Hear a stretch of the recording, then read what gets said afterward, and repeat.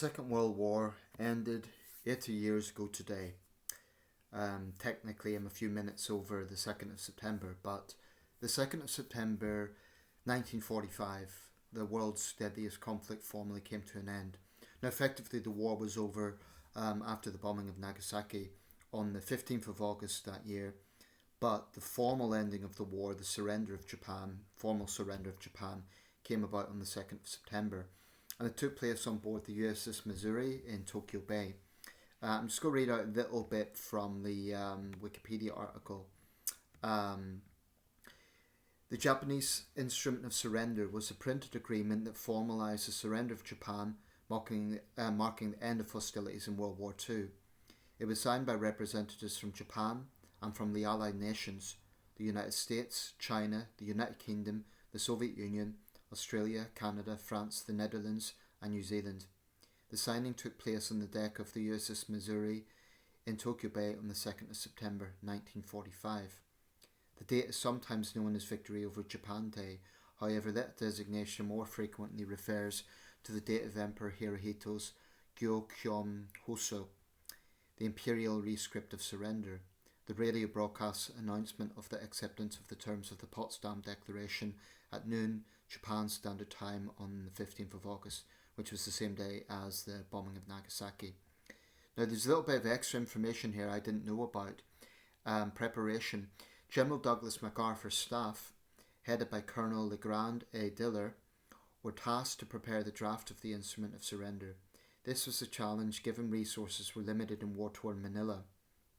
The Battle of Manila was one of the fiercest battles of World War II, and it was one of the most devastated cities in World War II.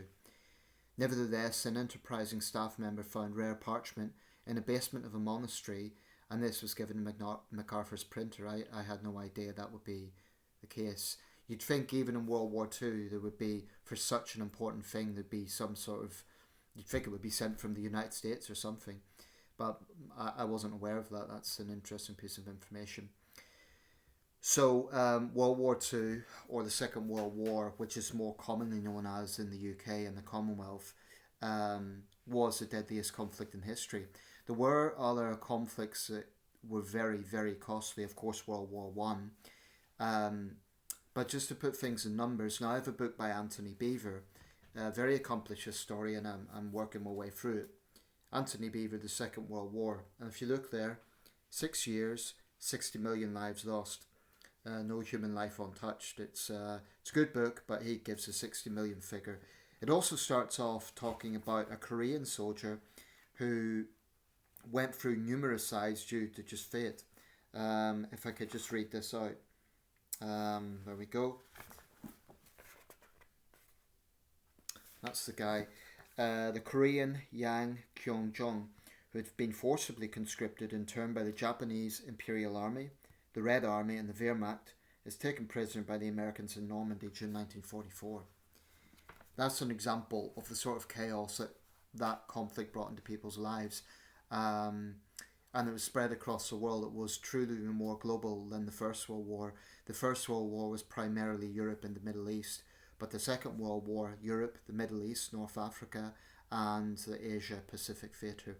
Really, we can look at World War II as the compounding of two major conflicts, the war against fascism in Europe and the Second Sino-Japanese War in Asia, which then became the Pacific War after Japan's attack on the United States.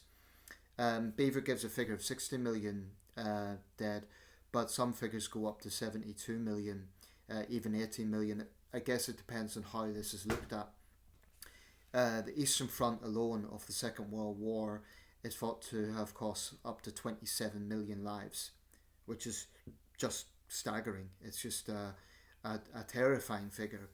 I mean, certainly today there's fierce fighting in eastern Ukraine, but that soil in the Second World War, it saw some of the heaviest fighting in human history. It really, really was total war between Germany and the Soviet Union. But then in the Pacific theatre, there was also some very intense fighting. I saw the film The Thin Red Line recently about the Battle of Guadalcanal. Ferocious fighting, the same with the Battle of Okinawa, which was just prior to what would have been the invasion of the Japanese mainland. which is one of the main reasons why the A-bombs have been justified, because without them, a ground invasion of the Japanese mainland would have cost millions and millions of lives, not just Allied servicemen, but also Japanese civilians. And I think that's probably true.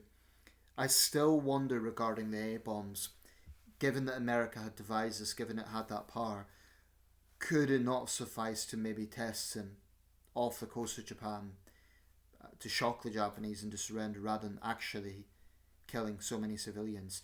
I wonder about that. I wonder about that. But it's also worth pointing out that the firebombing of Tokyo actually cost more lives, and that was horrendous. The fire spread through Tokyo, killed up to 100,000 people, mostly civilians, which was actually higher than the initial tolls in Hiroshima and Nagasaki. The movie MacArthur with Gregory Peck in the lead role, 1977, shows the scene in detail, the surrender in the USS Missouri, and there's lots of photographs of it, the Japanese delegation signing it, the American representative signing it. Among those present was General Wainwright, who had been imprisoned by the Japanese. MacArthur's a good movie, Gregory Peck was good in the role, but it shows that scene in detail. Anyway, I just briefly want to say that, as the passage of time goes on, each year the number of World War II veterans will dwindle. There's still enough around for it to be well within living memory, but 80 years, I don't think there'll be any more big events now. I think that's it. The commemorations we've seen for VJ Day will be the last this year. I can't see big commemorations on the 85th anniversary or the 90th anniversary. I suspect on the 100th anniversary in September 2045 there'll be some sort of marking point. But then, who knows what's going to happen in the next 20 years? I mean, in the World War II years, there probably would have been limited commemorations of the end of World War One, because they were already entrenched in the Second World War. The theory of World War III has been brought up numerous times since 1945. Every major international incident has been speculated as it would be World War III. Hasn't formally happened yet, though some would argue that all the global conflicts interconnected are kind of a third world war. I'm not sure I would go along with that, because we aren't seeing major standing armies standing up, like fighting against standing armies. But what we are seeing in the world today, well, that's not strictly true. There is that sort of formation warfare going on in Ukraine. But most of the world's wars today are guerrilla wars in which civilians pay a massive price, and the nature of how warfare is fought is not the same as it was in the past. Even World War II was different from wars in previous centuries.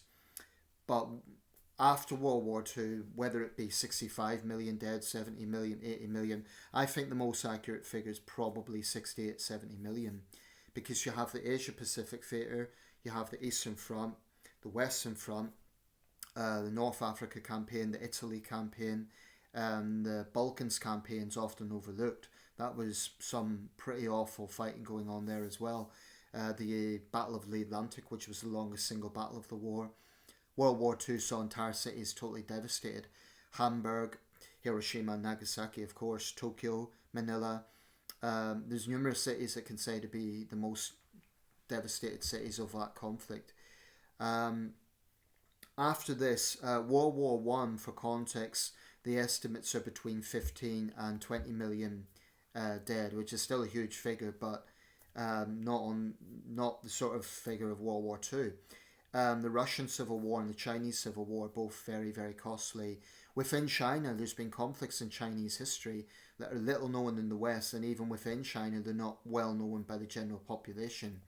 But historians estimate they were incredibly deadly. For example, Lian Lushan rebellion under the Tang Dynasty may have killed upwards of 30 million people based on the demographic changes. If that's accurate, that would make it the second deadliest conflict in history after the Second World War. There was a transition from the Ming Dynasty to the Qing Dynasty, extremely violent, very costly period. And in the 19th century, arguably the deadliest civil war in history, even more so than the 20th century Russian and Chinese civil wars, was the Taiping Rebellion. which may have cost up to 20 million lives, which would put it actually on par with World War One.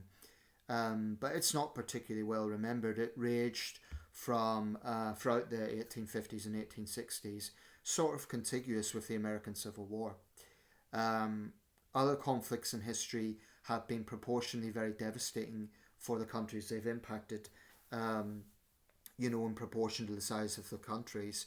The War of the Triple Alliance between, if I've got this right, Paraguay, Brazil, and Argentina, if I've got that right, was very, very costly in the 1860s, proportionally speaking. Most civil wars are devastating.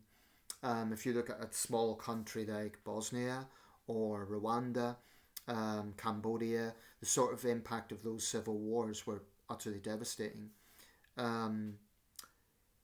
And today we've no shortage of conflict going on. So it would be good to kind of reflect on this and think, it's a time to think about, is the world a better place? Is it peaceful? But there's real divisions in the world today.